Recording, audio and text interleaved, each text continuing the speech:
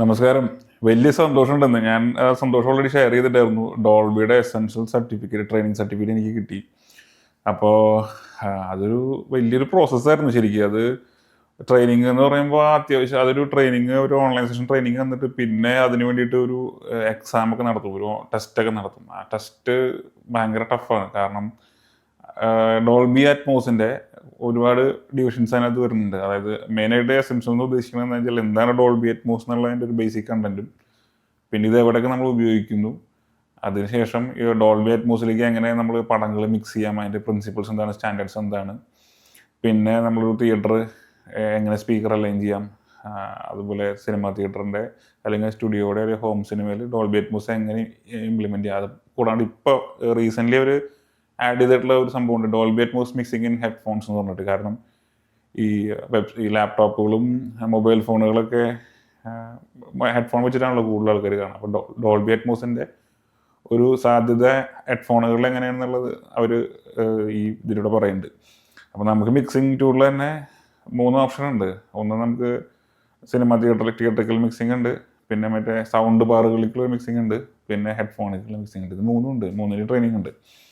അപ്പോൾ ഇത് കഴിഞ്ഞ് അതിൻ്റെ ഓരോ സ്റ്റെപ്പുകളും കഴിഞ്ഞ് ഇങ്ങനെ ഓരോ ക്ലാസ് ബൈ ക്ലാസ് കഴിഞ്ഞിട്ട് അമേരിക്കയിൽ നിന്നാണ് ട്രെയിനിങ് തരുന്നത്. US നിന്നുള്ള ആൾക്കാരാണ് ട്രെയിനിങ് തരുന്നത്. US നിന്ന് ട്രെയിനിങ് അതിന് ശേഷം UK അവരുടെ സ്റ്റുഡിയോ വെരിഫൈ ചെയ്ത് അതിന് ശേഷമാണ് ആ സർട്ടിഫിക്കറ്റ് ഇഷ്യൂ ചെയ്യുന്നവർ. അപ്പോൾ ട്രെയിനേഴ്സ് ഭയങ്കര ടഫ് എന്ന് പറയാൻ പറ്റില്ല, അവരുടെ ഒരു സെറ്റപ്പ് അങ്ങനെയാണ്. അപ്പോൾ ഒരുപാട് കാര്യങ്ങൾ ഇങ്ങനെ ചർച്ചയിൽ നമ്മൾ ട്രെയിനിങ്ങിൽ പറഞ്ഞു തരലും, അതിന് ഓരോ സെഗ്മെൻറ്റ് കഴിയുമ്പോഴും ഓരോ എക്സാം വയ്ക്കും, ഒരു ടെസ്റ്റ് വയ്ക്കും. ആ ടെസ്റ്റ് നമ്മൾ പാസ്സായാലാണ് നമുക്ക് അടുത്തതിലേക്ക് കടക്കാൻ പറ്റുള്ളൂ. അതായത് എനിക്ക് സ്റ്റാർട്ടിങ് തന്നെ ഡോൾബി അറ്റ്മോസിൻ്റെ ബേസിക് പ്രിൻസിപ്പിൾസ് ആണ് പറഞ്ഞത്. എന്താണ് ഡോൾബി അറ്റ്മോസ് എന്നും അത് നമുക്ക് എവിടെയൊക്കെ ഇംപ്ലിമെൻറ്റ് ചെയ്യാം, എന്തുകൊണ്ട് ഡോൾബി അറ്റ്മോസ് വന്നു, നമ്മൾ സ്റ്റീരിയോന്ന് സാധാരണ 5.1 7.1ലേക്ക് വന്നതിന് ശേഷം പിന്നെ എന്തുകൊണ്ട് ഡോൾബി അറ്റ്മോസ് എന്ന് പറഞ്ഞൊരു ആശയം ഉണ്ടായി എന്നുള്ളതാണ് ഫസ്റ്റ് പറയുന്നത്.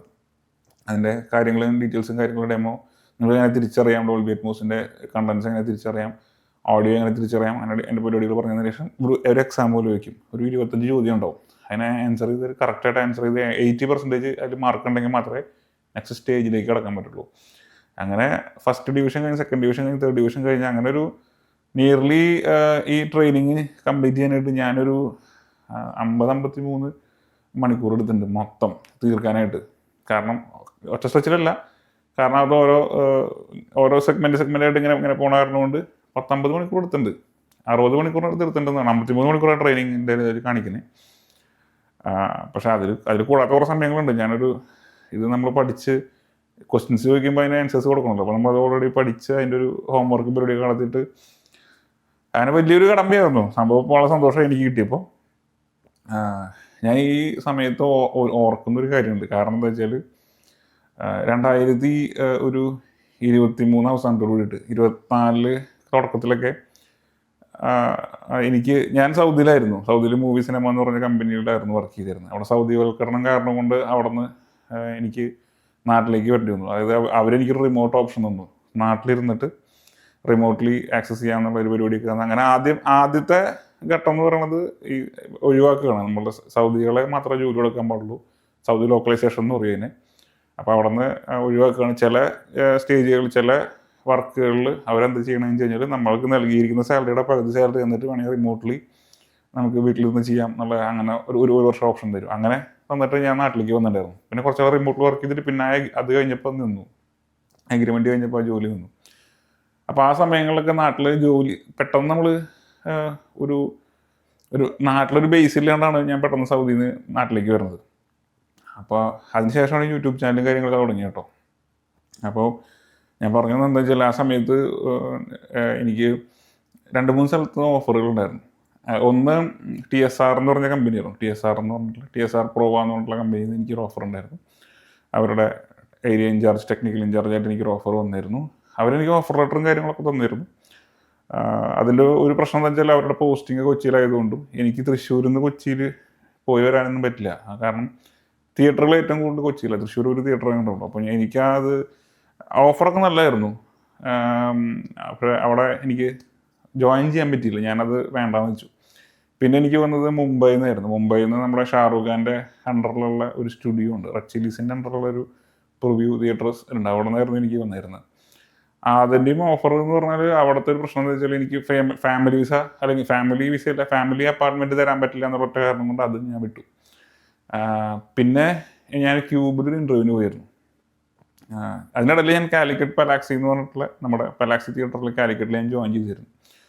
പിന്നെ ഞാൻ അവിടെ നിന്ന് റിസൈൻ അടിച്ചു. കാരണം ഞാൻ ജോയിൻ ചെയ്തത് കാലിക്കറ്റിലായിരുന്നു. തൃശ്ശൂർ സൈറ്റ് വരുന്നതിൻ്റെ ഇതിലാണ് ഞാൻ തൃശ്ശൂർ ആദ്യം ജോയിൻ ചെയ്യുമ്പോൾ തന്നെ തൃശ്ശൂർക്ക് തരാമെന്നൊക്കെ പറഞ്ഞിട്ടാണ് കയറിയത്. പിന്നീട് അവിടുത്തെ കുറച്ച് കാര്യങ്ങൾ കൊണ്ട് അത് ഞാൻ പറയുന്നില്ല, ഞാനത് ജോലി വേണ്ടാന്ന് വെച്ച് റിസൈൻ ചെയ്ത് പോന്നു. അതിനുശേഷം ഈ ക്യൂബ് എന്ന് പറഞ്ഞ കമ്പനിയിലേക്ക് എനിക്ക് ഒരു ഇൻ്റർവ്യൂവിന് വിളിച്ചു തന്നെ. ചെന്നൈയിൽ നിന്നാണ് ആദ്യം ഇൻ്റർവ്യൂവിന് വിളിച്ചത്. അപ്പോൾ അവിടെ എനിക്ക് ബിൻ മനോഹർ എന്ന് പറഞ്ഞ ആളുടെ നമ്പർ തന്നപ്പോൾ അതിലേക്ക് വിളിക്കാൻ പറഞ്ഞു. വിളിച്ചു. ആൾ ഇൻ്റർവ്യൂവിന് വേണ്ടി ചെന്നു. അവിടെ ചെന്നപ്പോൾ ഞാനിതിവിടെ പറയാനുള്ളൊരു കാരണം എന്ന് വെച്ച് കഴിഞ്ഞാൽ, ഒരു ഇൻ്റർവ്യൂവിന് പോയിട്ട് എന്നെ എന്നെ ഇതുവരെ ഇൻ്റർവ്യൂവിൽ ആരും ഇൻസൾട്ട് ചെയ്തിട്ടില്ല. ജോലി ഉണ്ടോ ജോലി ഇല്ലേ, നമ്മളെന്തായാലും ജോലിക്ക് പോകുന്നതാണ്. അവിടെ നമ്മളവിടെ വർക്ക് ചെയ്യുന്നു, അതിനുള്ള നമ്മളെ കൊണ്ട് അവർക്ക് ബെനിഫിറ്റ് ഉള്ളവരുണ്ട്, അവർ നമുക്ക് സാലറി തരുന്നു. അപ്പോൾ നമ്മൾ ഒരു സ്ഥലത്ത് പോയിട്ട് എന്നെ ഇതുവരെ ഇൻസൾട്ട് ചെയ്ത ഒരാളില്ല. അപ്പോൾ ബിൻ മനോഹർ എന്ന ഒരാളുടെ അടുത്തേക്ക് ഞാൻ പോയിട്ട് ഞാൻ പറഞ്ഞു എൻ്റെ ഇങ്ങനെയാണ് എക്സ്പീരിയൻസുകൾ, ഞാൻ എൻ്റെ സ്ഥലത്ത് വർക്ക് ചെയ്തിട്ടുണ്ടെന്നൊക്കെ പറഞ്ഞപ്പോൾ അയാൾ എന്നെ ക്ലിയർലി ഇൻസൾട്ട് ചെയ്തെന്ന് പറഞ്ഞു കഴിഞ്ഞാൽ, ഒരു പ്രോഡക്റ്റിൻ്റെ ഡിഫോൾട്ട് IP അഡ്രസ്സ് അറിയില്ല എന്ന് പറഞ്ഞിട്ട് അതിൽ തൊട്ട് ആളെന്നെ കളിയാക്കി തുടങ്ങി. ഒരു പ്രോഡക്റ്റിൻ്റെ ഡിഫോൾട്ട് IP അറിയണമെന്ന് ആവശ്യമില്ല, പക്ഷേ അയാളുടെ ഒരു ഇതിൽ അത് അറിയണം. പിന്നെ ക്യൂബ് ഒരു ഇൻ്റർനാഷണൽ കമ്പനിയാണ്, അങ്ങനെയൊക്കെ പറഞ്ഞാൽ ആൾ സ്വാഭാവികം അവിടുത്തെ അവരുടെ കമ്പനിയെ പറ്റി ഒരു നല്ലത് തന്നെ പറയുള്ളൂ, വലുത് തന്നെ പറയുള്ളൂ. അതൊക്കെ ഞാൻ ഓക്കെ എല്ലാം കഴിഞ്ഞ് അവനോട് ഒരു ചോദ്യം ചോദിച്ചു കഴിഞ്ഞാൽ, ഇപ്പോൾ ഞാൻ പറഞ്ഞു എനിക്ക് ഇത്ര എക്സ്പീരിയൻസ് ഉണ്ട്, എന്തായാലും ക്യൂബിൻ്റെ ഒരു ഇത് വെച്ചിട്ട് ഒരു പ്രൊജക്ടർ പാക്കറ്റ് പൊട്ടിച്ച് ഒരു തിയേറ്ററിൽ കൂടെ ഇൻസ്റ്റാൾ ചെയ്യാനോ, ഒരു സൗണ്ട് സിസ്റ്റം ഒരു റൂമിനകത്ത് ഡിസൈൻ ചെയ്യാനും അത് കാലിബ്രേറ്റ് ചെയ്യാനോ അല്ലെങ്കിൽ അതിൻ്റെ എന്ത് തരത്തിലുള്ള ഒരു projector and sound system install ചെയ്യാനുള്ള ക്വാളിഫിക്കേഷൻ എനിക്കുണ്ട്. അത് എനിക്ക് പറയാം, അങ്ങേർക്കും അറിയാം. എന്നിട്ടും ആൾ എന്നെ ഭയങ്കരമായിട്ട് അവിടെ ഇൻസൾട്ട് ചെയ്തായിരുന്നു. അന്ന് എന്നിട്ട് എന്നോട് ചോദിച്ചു, നീ ഈ ഗൾഫിലൊക്കെ വർക്ക് ചെയ്യുന്ന എന്താ പ്രൂഫുള്ളത്? ഞാൻ പറഞ്ഞു വർക്ക് ചെയ്ത കമ്പനികളിലൊക്കെ വിസ കാണിച്ചു തരാം. അപ്പോൾ ആൾ പറഞ്ഞു, നീ അവിടെ ഇന്ന സാധനം ഇൻസ്റ്റാൾ ചെയ്തതിന് എവിഡൻസ് എന്താ ഉള്ളത്? ആ രീതിക്കുള്ള ചോദ്യങ്ങൾ ചോദിച്ചു. അപ്പോൾ അത് ഭയങ്കരമായിട്ട് ഇൻസൾട്ടായി എനിക്കൊന്ന് തോന്നിയിരുന്നു. അപ്പോൾ എനിക്ക് ഈ ഡോൾബി അറ്റ്മോസിൻ്റെ എസൻഷ്യൽ സർട്ടിഫിക്കറ്റ് എനിക്ക് ഇഷ്യൂ ചെയ്തിട്ട് ടിൻ ജോർജ് എന്ന് പറഞ്ഞിട്ട് ഇഷ്യൂ ചെയ്തിട്ട് അവർ എനിക്ക് അയച്ചു തന്നപ്പോൾ എനിക്ക് ആദ്യം ഓർമ്മ വന്നത് ഇദ്ദേഹത്തിൻ്റെ മുഖമാണ് മനസ്സിൽ. എനിക്ക് ആളുടെ വൈരാഗ്യമൊന്നും ഇല്ല കേട്ടോ, കാരണം ചിലപ്പോൾ അവരുടെ രീതികൾ അങ്ങനെയായിരിക്കും, അതുകൊണ്ടായിരിക്കും. പക്ഷേ എന്നെ ഇത്ര ഇൻസൾട്ട് ചെയ്തിട്ടുള്ള ഒരു സ്ഥാപനം വേറെ ഇല്ല. അത് വ്യക്തിപരമായിട്ട് ഇതാണോ അല്ലോ എന്നറിയില്ല. എനിവേ മൊത്തം ക്യൂബിനാണല്ലോ അതിൻ്റെ ഇത് വരുന്നത്. കാരണം ഞാൻ എന്നോട് രാവിലെ 10 മണിക്ക് വരാനാണ് പറഞ്ഞത്. ഞാൻ അന്ന് രാവിലെ 10 മണിക്ക് പോയി തൃശ്ശൂരിൽ നിന്ന് കണ്ടോ ട്രെയിൻ കയറി സൗത്ത് റെയിൽവേ സ്റ്റേഷനിൽ ഇറങ്ങി, അവിടെ നിന്ന് വെയിലും കൊണ്ട് നടന്ന് ക്യൂബിൻ്റെ റെയിൽ ഇമേജിൻ്റെ ഓഫീസ് വരെ പോയി അവിടെ ഇരുന്നിട്ട് ഉച്ചയ്ക്ക് 2:30ക്കാണ് അയാൾ വരണത്. അപ്പോൾ തന്നെ പ്രൊഫഷണലിസം സംസാരിച്ചതുകൊണ്ട് ഞാൻ പറഞ്ഞുള്ളൂ. കാരണം നമ്മൾ ഒരാൾക്ക് ഒരു ടൈം അലോട്ട് ചെയ്ത് കൊടുക്കുമ്പോൾ ആ സമയത്ത് ഉണ്ടാവുള്ളൂ. പഞ്ച്വാലിറ്റി എന്ന് പറഞ്ഞാൽ ഞാൻ മാത്രം പാലിച്ചാൽ പോരാ, ഇൻ്റർവ്യൂവറും പാലിക്കണമല്ലോ. പക്ഷെ അന്നുണ്ടായില്ല. ഉച്ചയ്ക്ക് 2:30ക്ക് വരെ ഞാൻ അവിടെ ഇരുന്നു. 2:30ക്കാണ് ആൾ വന്നത്, കയറി വന്നത്. 3 മണിക്കാണ് ഇൻ്റർവ്യൂ ചെയ്തത്. രാവിലെ വന്നാൽ കേട്ടോ, ഉച്ചയ്ക്ക് ഭക്ഷണം കഴിക്കാൻ പോലും ഞാൻ പോയില്ല. ഇതിന് മുമ്പ് ഞാൻ ക്യൂബിൻ്റെ ഓഫീസിൽ പോയി. ക്യൂബ് എന്ന് പറഞ്ഞാൽ അത്ര മോശം സ്ഥലമൊന്നുമില്ല, അവിടെ നല്ല ആൾക്കാരൊക്കെ ഉണ്ട്, എനിക്ക് അവിടെ പരിചയമുള്ള വേറെ ആൾക്കാരൊക്കെ ഉണ്ട്. അപ്പോൾ ഞാനവിടെ മുമ്പ് പോയിട്ടുള്ളതാണ്. പക്ഷേ ഇൻ്റർവ്യൂവിന് ജോലിക്ക് ആവശ്യമായിട്ട് എനിക്ക് മുമ്പ് ഒരു ഓഫർ വന്നിട്ടായിരുന്നു ക്യൂബിനാണ്, ഞാൻ റിജക്റ്റ് ചെയ്തിരുന്നു. അത് ചെന്നൈയിൽ നിന്ന് എന്നെ വിളിച്ച് ചെന്നൈയിൽ ജോയിൻ ചെയ്യാൻ പറ്റുമോ വെച്ചിട്ട് അന്ന് ഞാൻ റിഫ്യൂസ് ചെയ്തു. കാരണം ഞാൻ അന്ന് ദുബായിലായതുകൊണ്ട് എനിക്കവിടെ പോകാൻ താല്പര്യമുണ്ട്, ഞാൻ റിഫ്യൂസ് ചെയ്തു. പിന്നെ ഇതെന്ന് പറഞ്ഞാൽ അന്ന് എനിക്ക് ജോലി ആവശ്യം ഉണ്ടായിരുന്നു, നാട്ടിലുള്ള ജോലി ആവശ്യം ഉണ്ടായിരുന്നു, അതുകൊണ്ട് പോയതാണ്. അന്ന് തന്നെ അവിടെ ആൾ ഇത്ര സമയം ഇരുത്തിയത് മാത്രമല്ല, എന്നെ അവിടെ ഇട്ട് ഇൻസൾട്ട് ചെയ്തു. പ്രീമിയം ലാർജ് ഫോർമാറ്റ് എന്താണെന്ന് എനിക്കറിയില്ല, അങ്ങനെയൊക്കെ പറഞ്ഞിട്ട്. 2011 ഞാൻ ആദ്യമായിട്ട് ഒരു ഇൻഡിപെൻഡൻ്റ് ആയിട്ടൊരു തിയേറ്ററിൽ ഞാൻ വർക്ക് ചെയ്യുന്നു, പ്രൊജക്ഷൻ സൗണ്ട്. അതുവരെ ഫിലിം പ്രൊജക്ടറുകൾ ഉപയോഗിച്ചിരുന്ന കമ്പനിയിലേക്ക് ഡിജിറ്റൽ എക്യുപ്മെൻറ്റ്സ് കൊണ്ടുവരുന്നതിന് എൻ്റെ വരവോട് കൂടിയിട്ടാണ് ഗ്രാൻഡ് സിനിമ എന്ന് പറയും, അബുദാബിയിലുള്ള ആൾക്കാർക്ക് അറിയാൻ പറ്റും, പഴയ ഗ്രാൻഡ് സിനിമ. അതിനകത്ത് ഞാൻ ജോയിൻ ചെയ്യുന്നു. അന്ന് എൻ്റെ പോസ്റ്റ് എന്ന് പറഞ്ഞാൽ ഫിലിം ഓപ്പറേറ്ററാണ്, പക്ഷേ നാട്ടിലെ പോലത്തെ ഒരു ഫിലിം ഓപ്പറേറ്റർ അല്ലായിരുന്നു. ഞാൻ ഫുള്ളി ഓട്ടോമേറ്റഡ് ആയിട്ടാണ് അന്ന് വർക്ക് ചെയ്തത്. അപ്പോൾ അത്രയും വർഷത്തെ ഒരു എക്സ്പീരിയൻസ് ഉണ്ട്. അറ്റ്ലീസ്റ്റ് ജോലിക്ക് എടുക്കണില്ല, നമ്മളെപ്പോഴും ഒരു ഇൻ്റർവ്യൂവിന് വരുമ്പോഴോ നമുക്ക് നമ്മളുടെ പേഴ്സണൽ ഗ്രിഡ്ജോ അല്ലെങ്കിൽ എന്തെങ്കിലും അങ്ങനത്തെ ഒരു നമുക്ക് എന്തെങ്കിലും പ്രശ്നങ്ങളുണ്ടെങ്കിൽ അത് മറ്റുള്ളവരോട് തീർക്കരുത്. എനിക്ക് അദ്ദേഹത്തിന് വിരോധമൊന്നുമില്ല. പക്ഷെ ഞാനത് പറയാനുള്ള കാരണം വെച്ചാൽ എൻ്റെ മനസ്സിലേക്ക് ആദ്യം വന്നത് ഈ ഒരു വ്യക്തിയുടെ മുഖമാണ്. കാരണം അന്ന് തന്നെ ഇൻസൾട്ട്, കാരണം ഇവർക്ക് ഞാൻ ജോലിക്ക് ക്വാളിഫൈഡ് അല്ല എന്ന് പറയാനായിട്ട് അവർക്ക് സാധിക്കില്ല. കാരണം അത്രയും നല്ല ബാക്ക്ഗ്രൗണ്ട് ഉണ്ട്. അപ്പോൾ അന്ന് എന്നിട്ട് പക്ഷേ ഞാൻ അന്ന് മനസ്സിൽ ഞാൻ വിചാരിച്ചിരുന്നു.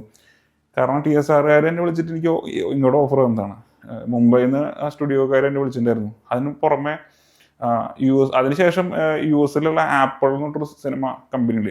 അമേരിക്കയിലുള്ളവർക്ക് അറിയാൻ പറ്റും. അമേരിക്കയിലെ ആപ്പിൾ എന്ന് പറഞ്ഞൊരു സിനിമ ഗ്രൂപ്പ് ഉണ്ട്. അവരെന്നെ വിളിച്ചിട്ട് അവർക്ക് ഞാൻ ഇന്ത്യയിൽ ഇരുന്നിട്ട് വർക്ക് ചെയ്ത് കൊടുത്തിരുന്നത്. എനിക്ക് ഓൺലൈൻ വർക്ക് ഫ്രം ഹോം ആയിട്ട് ഞാൻ വർക്ക് ചെയ്തിരുന്നത്. ആപ്പിൾ സിനിമയ്ക്ക് വേണ്ടിയിട്ട് ഇന്ത്യയിൽ ഇരുന്നിട്ട് ഞാൻ അവർക്ക് പ്ലേലിസ്റ്റ് ക്രിയേഷൻ, KDM പരിപാടികൾ, അവർക്ക് 10-22 ബ്രാഞ്ചുകളുണ്ട്. എൻ്റെ അണ്ടറിൽ 2 സ്റ്റാഫും ഉണ്ടായിരുന്നു. അവരും ഇന്ത്യയിലുള്ളവരിലായിരുന്നു. അപ്പോൾ പിന്നെ അവിടെ ഉള്ള ഒരു അമേരിക്കക്കാരുണ്ടായിരുന്നു. അവരുടെയൊക്കെ ഹെഡായിട്ട് തന്നെ അപ്പോയിൻറ്റ് ചെയ്തിരുന്നു ആപ്പിൾ സിനിമയിൽ.